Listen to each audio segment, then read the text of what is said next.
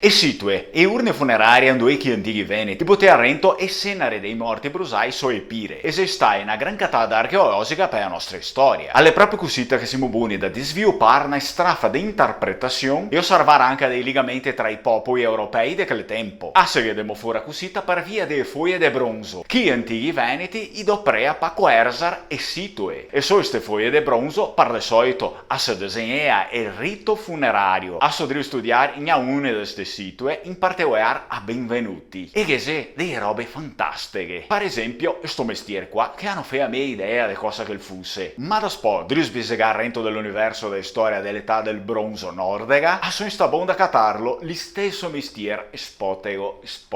Un'altra incredibile descoperta a se la sfinge mus d'ambra. La sfinge è un animale ibrido, corpo animal, mus homo. Hanno dubbio che era un dio iperboreo per i primi europei. E antiche veneti la disegnano strafa, anche massa. Un po' in una tomba celtica del 500 d.C. Esiste sepui un corpo di un caos celteo in la città di Asperg in Germania. E insieme a lui i catafora la medema sfinge mus d'ambra. Dunque, credo che questa connessione non le mia sol che coincidenze. E ciapando l'opportunità, ave consiglio da leggere questo libro qua.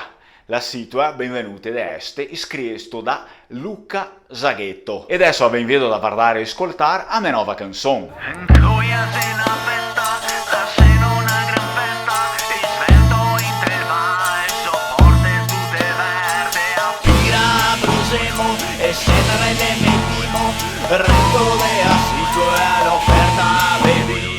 Ed è il mio progetto Venia. In testa canzone ad escoro proprio del rito funerario di antichi veneti. Quel che siamo buoni da vederlo, la situa a benvenuti. A come testo il link del video so in descrizione che così a te puoi guardare il video tutto intero su YouTube.